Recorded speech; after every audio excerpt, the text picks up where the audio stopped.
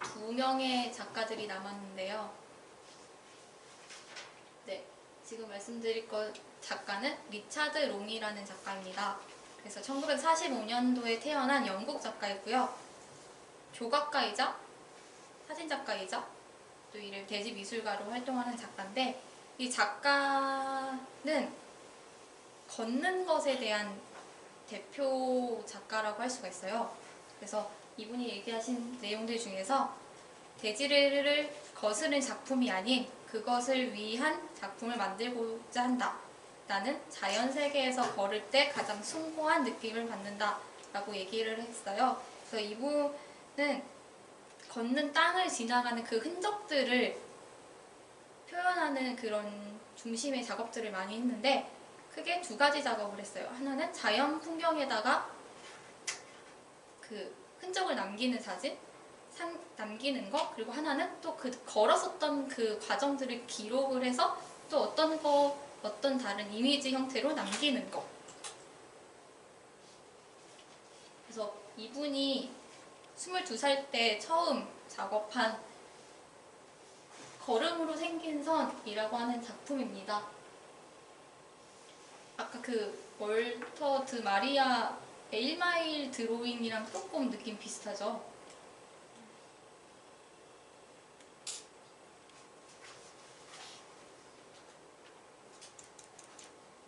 네. 근데 그 작품과 달리 그 작품은 그 월터 드 마리아가 분필을 그려서 표현을 했잖아요. 이 작품은 이분이 걸은 흔적이 선처럼 보여진 작품이에요. 그래서 이분이 대학에서 이제 돌아오다가 이제 우리 그 슬리퍼를 질질 끌고 오는 것처럼 이렇게 걷다 보니까 뒤로 돌아보니까 이제 선이 생긴 거예요.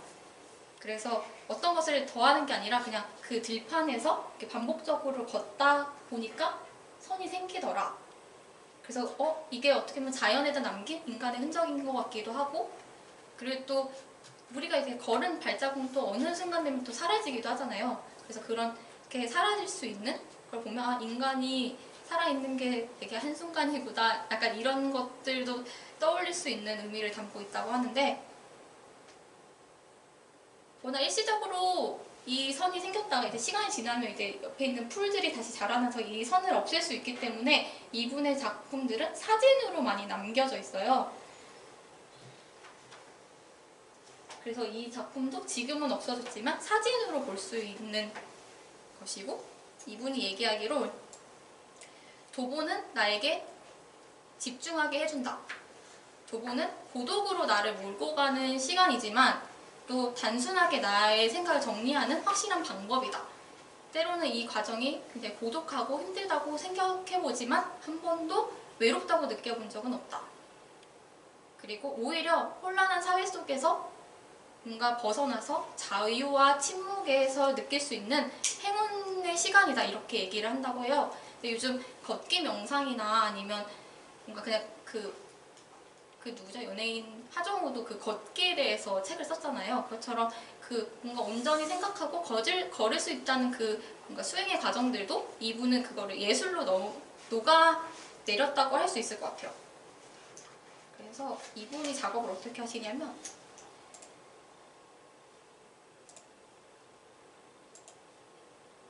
저희 맨날 집에 갈 때 그 무거운 발걸음 같은 느낌이에요. 이렇게 질질 끌어서, 이건 사막이긴 한데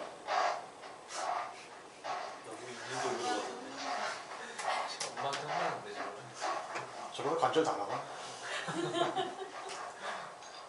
근데 한 번만 걷는다고 이 선이 생기진 않잖아요. 접어. 살짝 올라. 그래서 선이 두껍나? 이걸 계속 왕복을 하다 보니까 그 선이 생기는 거죠. 약간 이 되게 무거운 발걸음이 퇴근할 때 발걸음 느낌? 아니면 출근할 때 발걸음 느낌? 약간 저는 그 생각도 좀 들더라고요. 이거 영상을 보면서. 일자로 걷는 것도 능력 아니야? 되게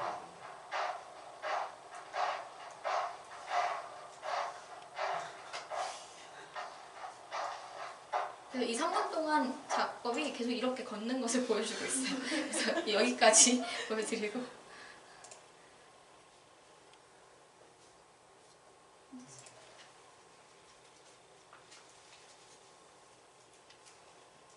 그래서 이렇게 걸은 작품이 있고요.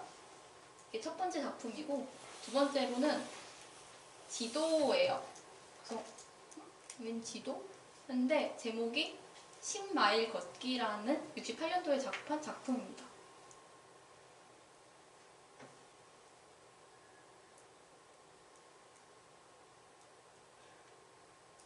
힌트는 저기 스타트라는 점이 있어요.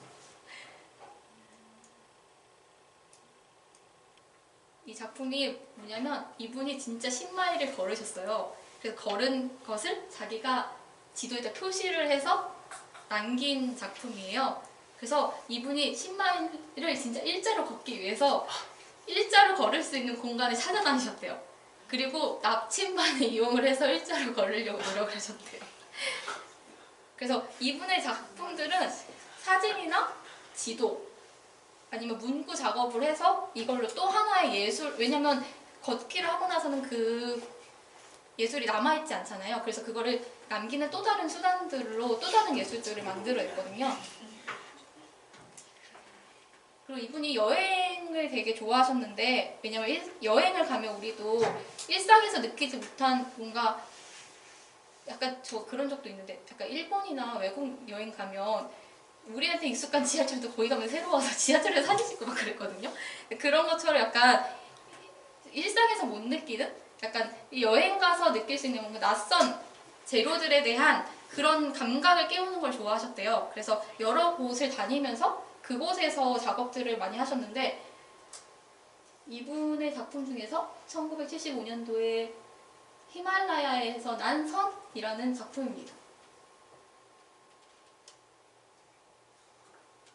이 선은 아까 그 발로 걸어 다녔던 거랑 또 달리 여기가 이제 검은색이나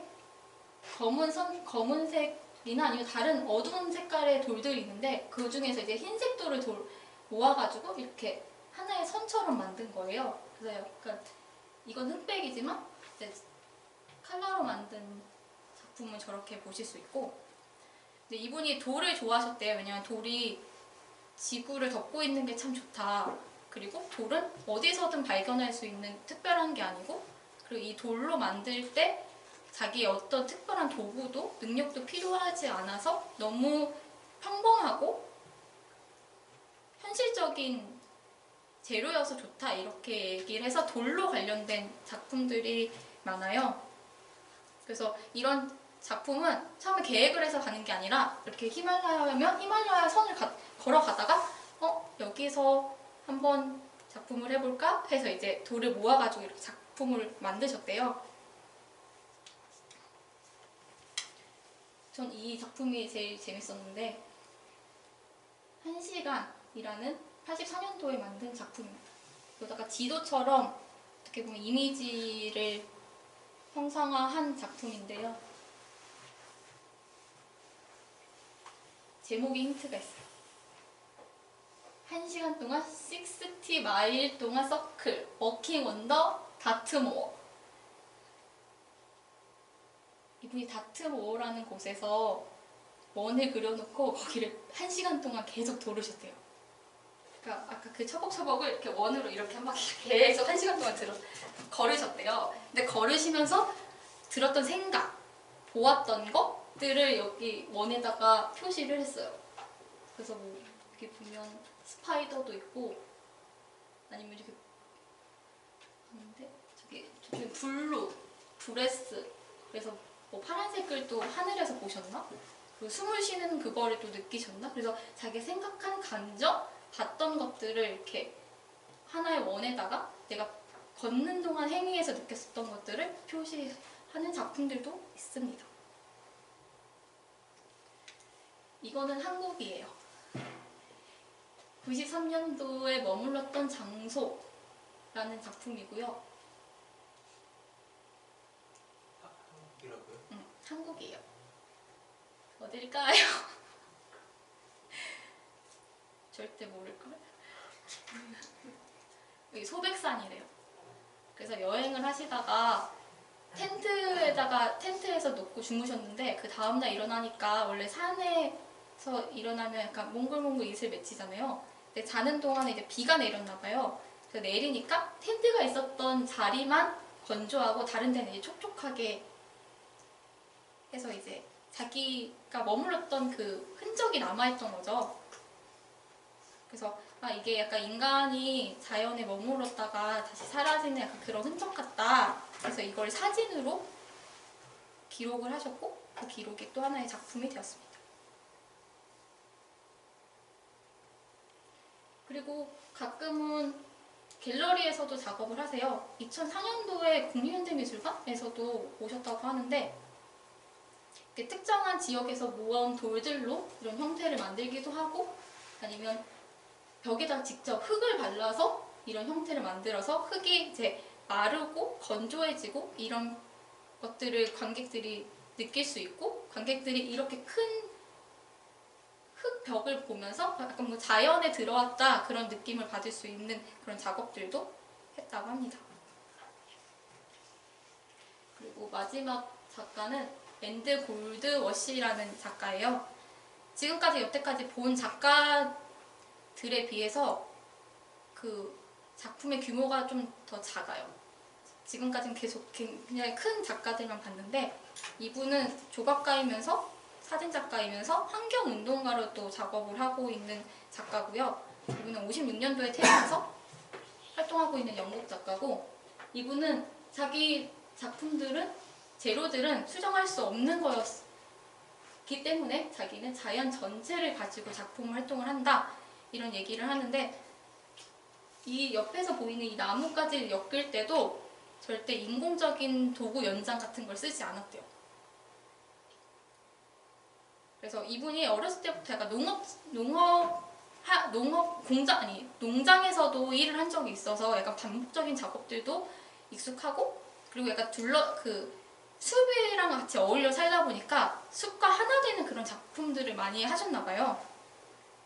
그래서 약간 인위적인 작품들이 아니기 때문에 그리고 계속 오랫동안 보존할 수 있는 작품들이 아니기 때문에 이분은 사진 중심으로 작품들을 남겼다고 하는데 첫 번째 작품은 밤나무 나뭇잎 나선형이라는 작품입니다. 그래서 밤나무 나뭇잎을 다 엮어가지고 이런 뿔 같은 모양, 나선형이란 모양으로 이렇게 엮어서 작업을 했대요. 그래서 연결하는 것도 우리가 보통 이런 거 연결하다 보면 실이나 바늘 같은 걸 연결을 해야 되는데 이분은 그냥 자연에서 나오는 가시 같은 거를 엮어가지고 이렇게 꼬았다고 해야 되나? 그런 식으로 연결을 해서 작업을 했대요. 그래서 나선형은 어떻게 보면 우리가 약간 순환한다 약간 이런 의미도 있고 그래서 이분은 나선형 아니면 원? 뭐 이런 모양의 형태들을 새로 작업하시는 거를 많이 하셨어요. 이 작품은 나뭇잎의 나뭇잎이라는 작품입니다.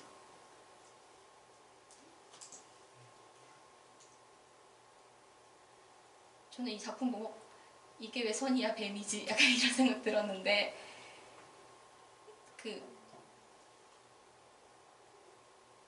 공원에서 나뭇잎들이 이렇게 녹색 나뭇잎을 깔아놓고 그 위에다가 노란색 나뭇잎들을 잘라가지고 이렇게 엮었어요. 그러니까 색깔의 대비를 보면서도 약간 그 주변에 있는 거와 뭔가 대조되게 뭔가 통일성 있는 선이라는 형태가 나타나잖아요. 그래서 자연이 나뭇잎도 보면 하나 똑같은 나뭇잎이 하나도 없는데 그런 불규칙에서도 규칙성을 찾아낸다 이런 형태의 작품들을 많이 했고요. 이런 작품을 물 위에서 하기도 해요. 약간 호수 이런데 그러면 약간 뱀이 이렇게 물 유속 때문에 막 움직이는 느낌도 들고 이따가 영상으로 보여드릴게요. 이 작품은 구멍 주위에 놓인 로엔 단풍이라는 요크셔 공원에서 작업한 작품이에요. 그래서 이 구멍이 굉장히 까맣고 뭔가 안으로 빨려 들어갈 것 같아요. 블랙홀 같은 느낌이 드시잖아요. 그걸 그러니까 자연의 에너지를 담고 있다 이런 의미를 담고 있고 이제 우리 단풍이 떨어지고 나면 단풍이 원래 노란색이었다가 좀 빨간색이 되고 그리고 색소가 다 빠지면 이제 거의 죽었을 때는 어두운 색깔로 변하잖아요. 그래서 그런 떨어진 나뭇잎들을 모아서 이런 그라데이션 효과를 주면서 이게 어떤 새로운 구멍 보이는 뭔가 색감 대비가 나는 그런 작품들이라고 할 수 있겠습니다.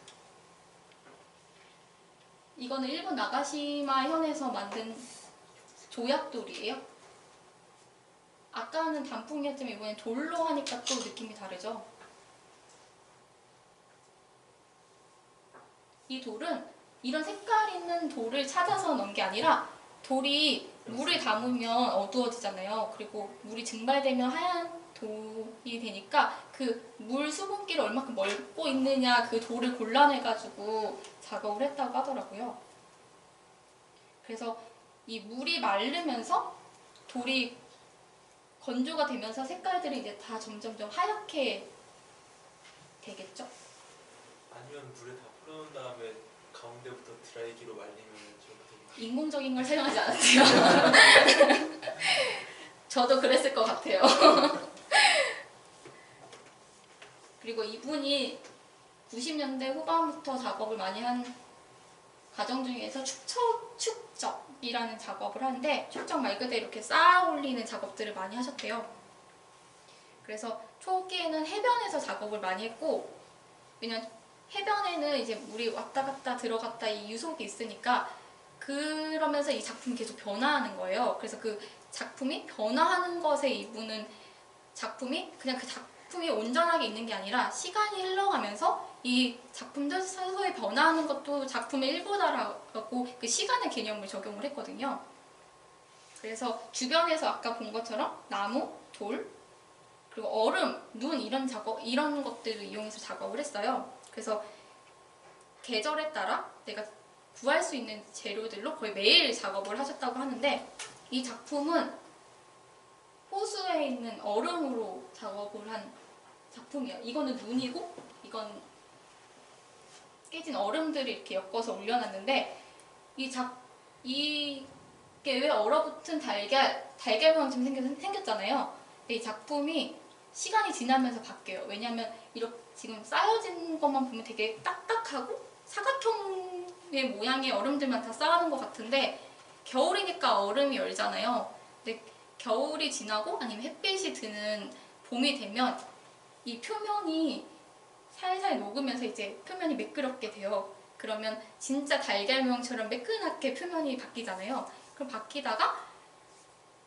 강물도 이제 얼은 것이 이게 점점 녹아지니까 이 달걀도 사르르 이제 강의 한 일부가 되겠죠. 그래서 어떻게 보면 한시적인만 있을 수 있는 이런 작품들을 하다 보니까 그 작업을 할 수 있는 시간이 제한적이어서 정말 열심히 그 농장에서 일하는 것처럼 열심히 작업을 하셨다고 하더라고요. 그래서 약간 그런 하나의 자연으로 다시 돌아가는 자연의 섭리에 순응하는 그런 삶을 자기는 추구를 해서 이번 환경운동가로서도 이런 예술을 표현을 했다고 합니다. 이 작품은 그림자 작업이라는 작품이에요. 저는 이분의 작품 중에서 이 작품을 제일 처음 봤거든요. 그래서 이 작품을 보면서 그러니까 우리가 제일 많이 하는 거잖아요. 이렇게 눈 오면 이렇게 그 천사 만드는 것도 있고, 근데 저는 이 작품 처음 보고 나서 아 대지미술 되게 흥미롭네 라는 생각을 처음 들게 한 작품이에요. 왜냐면 비가 오거나 눈이 올 때 작가가 누워요. 그냥 이렇게 누워요. 그럼 누운 다음에 이게 비나 눈이 오면 어느 정도 충분히 맞으면 이제 일어나서 작품을 보는 거예요. 그러면 이 작품은 어떻게 보면 진짜 대지와 나가 접촉해서 뭔가 만난다는 지점도 있고, 한편으로는 그 눈과 비가 오는 시점에서 나와 뭔가 상호관계, 왜냐면 내가 이렇게 계속 비를 맞아야 되잖아요. 제 흔적을 남기려면. 그래서 저는 되게 신기하다라는 생각도 되게 많이 하면서 되게 우리 삶과 닮았다라는 생각을 저는 굉장히 많이 했거든요. 그래서 어떻게 보면 이 작품 보여드리고자 대지미술을 선택한 거일 수도 있을 것 같아요. 빠져나간 흔적이 없죠. 이렇게 나왔나? 누가 이렇게 들어줬나? 그래서 솔직히 이거 보면서 아니 그러면 그냥 내 주변에다 물 뿌리면 되는 거 아니야라는 생각도 드는데 이분은 자연과 약간 합일체되는 그런 과정이 되게 중요하다고 생각해서 절대 물 호스로 뿌리거나 이러진 않았대요. 근데 이게 굉장히 단순해 보이는데 물이 그냥 비나 눈이 얼만큼 오느냐에 따라서 이 흔적이 뚜렷하나 안 뚜렷하나가 보일 수 있잖아요. 그래서 생각보다 쉽지 않은 작업이라고 하는데 또 다른 작품은 이런 선을 만든 작품으로 제목이 다른 것 같은데 제목은 보지 말아주시고요. 고드름으로 작업한 작업이에요. 제가 이 작업 과정을 보여드릴게요.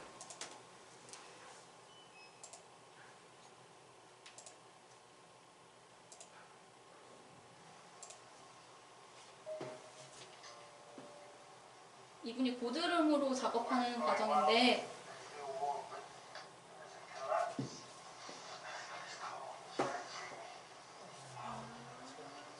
고드름을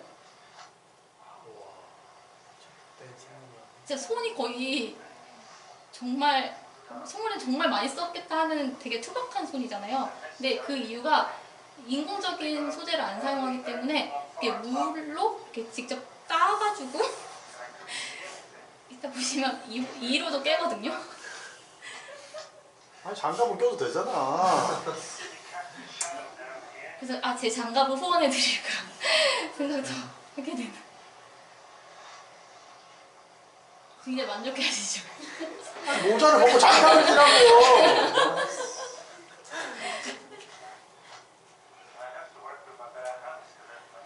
영상 카메라 끄면서도 잠깐 끼겠지 바로. 추우시니까 다시 손 넣으신 거 봐.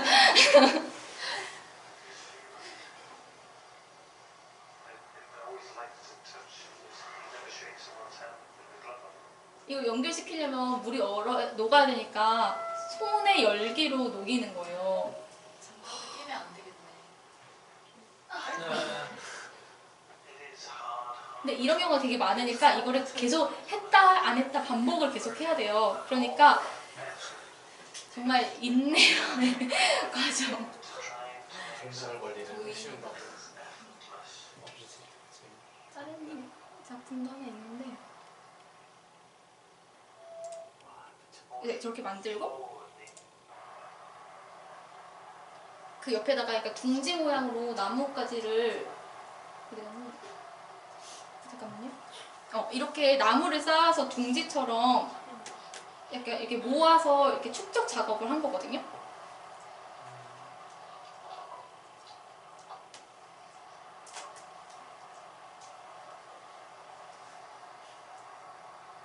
이 작품 사진으로 보여드리진 않았는데 이 작품은 굉장히 빨리 만들어야 돼요. 왜냐하면 물이 다가오거든요.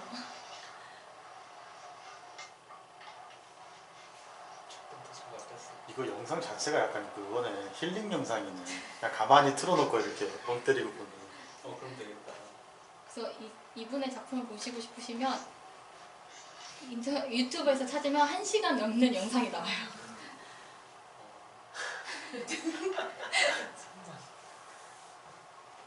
어떻게 나와요? 알아서 나오시겠죠. 저쪽으로 나오시네. 옆에 틈이 있었어.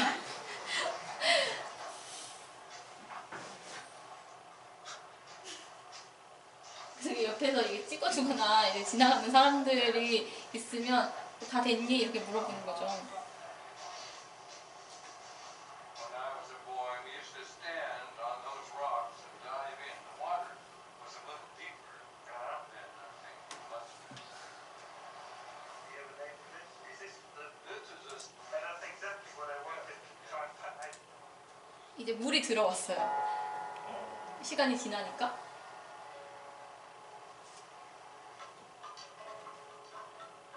이제 작품들이 이제 하나씩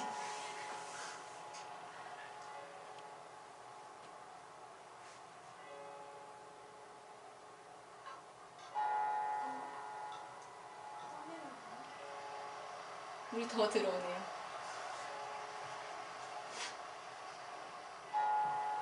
작작. 나 눈물 날 것 같아. 작작. 저대로 떠내려가지고. 저 할아버지 왜 이렇게 귀엽지? 어떻게 보면 나무 쓰레기 버리는 거 아니에요?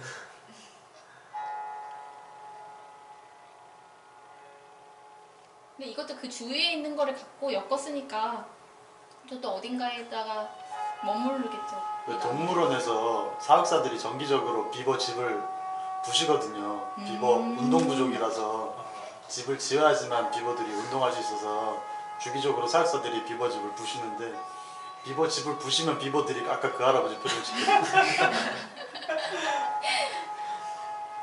정말 목 덜면 안 자랐으면 비버가.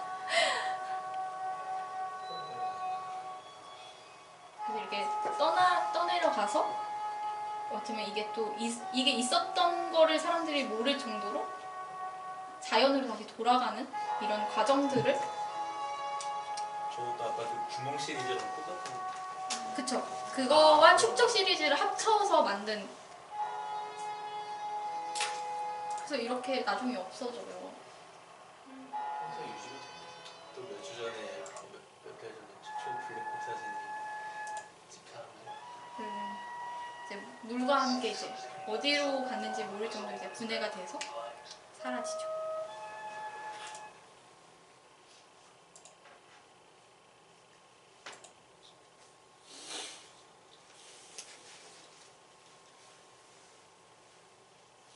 그래서 지금까지 6 작가들을 봤는데 대지 미술의 특징을 얘기하면 장소성, 시간과 공간, 그리고 행위의 과정 이렇게 3가지 특징을 담는다고 할 수가 있어요. 그래서 장소는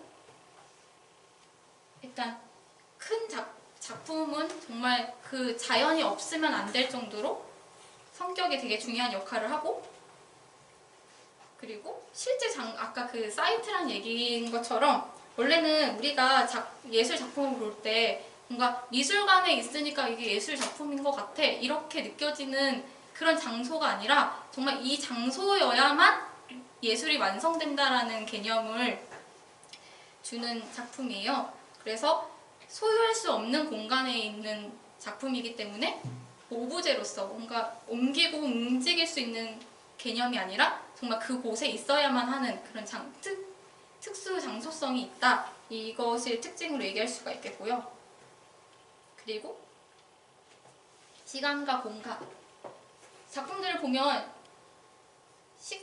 대체적으로 시간이 지나면 형태가 바뀌거나 아니면 없어지거나 그런 과정들이 생기더라고요. 근데 우리가 일반적으로 보는 작품들은 벽에 걸려 있어서 이게 뭐 100년이 됐든 200년이 지나도 항상 그 모습을 갖고 있거나 아니면 그것을 보유하고 있어도 그렇게 많이 변하지 않는 모습을 띈다면 대지미술은 자연의 원래 자연스러운 현상처럼 시간에 따라 자꾸 변하고 그리고 변화하기 때문에 그것을 영구적으로 보유할 수 없기 때문에 뭐 지도라든지 영상이라든지 아니면 사진 같은 기록물 아니면 드로잉 같은 그 기록물이 또 다른 예술로 만들게 하는 그래서 시간과 공간을 어떻게 보면 예술 작품에다가 그 개념을 집어넣은 예술이라고 할 수 있겠습니다. 그리고 행위와 과정.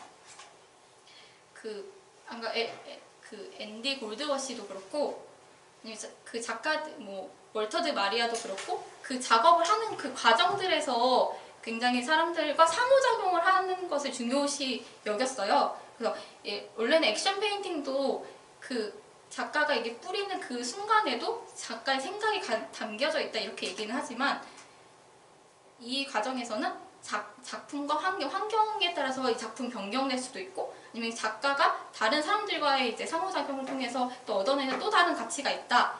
그래서 이런 상호작용하는 과정들을 작품에다 녹였고 그리고 이게 그러니까 일시적으로 머물 수도 있기 때문에 이 작업 과정에 대한 기록에 대한 중요성을 이 사람들은 이게 과정도 중요하구나 완성된 결과뿐만이 아니라 과정도 중요하구나 이런 생각을 떠오르게 하는 특징들을 보이고 있습니다. 그래서 그럼 현대 미술에 어떤 영향을 주었나? 그러면 아무래도 환경에다, 그러니까 우리가 알고 있는 자연 환경 아니면 도시 환경에다가 작업을 하다 보니까 사람들이 자연스럽게 환경에 대해서 생각할 수 있는 기회가 될 수밖에 없었죠. 왜냐하면 큰 작업을 하게 되면 아니 왜 자연을 훼손해서 작업을 해? 아니면 앤디 골드워시처럼 아 자연의 일부분도 이런 모습을 띌 수 있구나 이런 개념을 넣을 수도 있겠고요. 그리고 작품의 규모와 시간에 대한 새로운 의미를 부여했습니다. 그러니까 캔버스가 일정한 공간이나 아니면 화랑이나 미술관에서 전시할 수 있는 공간뿐만 아니라 그 정말 거대한 자연 자체도 아니면 그 규모가 상상 이상일 정도로 확장될 수 있구나 하는 의미도 주는 영향을 주었고요. 그리고 공공미술, 설치미술이 그 다음에 이제 자연스럽게 이제 개념이 정립이 되면서 그 크리스토프 자바데프 같은 경우에는 우리가 봤을 땐 공공미술로 우리 일상에서 굉장히 흔하게 보일 수 있지만 그렇게 그냥 일상에서도 예술을 접할 수 있다는 그런 개념을 넣어줬다고 하고 그리고 예술도 어떻게 보면 우리는 예전 예술 같은 경우에는 우리가 보유하는 어떤 자산이나 아니면 내가 갖고 있는 뭔가 소유의 개념이었다면 이제 공공의 자산으로서도 예술의 의미가 있다 해서 그런 의미를 확장시키는 영향을 주었다고 할 수 있겠습니다.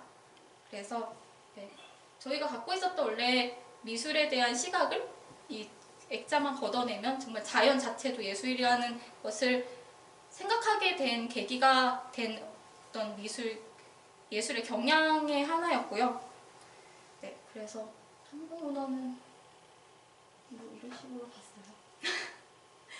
네, 그래서 저희가 보통 많이 하는 모래에서 끄적끄적 거리는 것도 우리도 대지 미술을 하고 있었구나 라는 생각이 들면서 이것으로 마치겠습니다. 감사합니다. 네, 고생하셨습니다.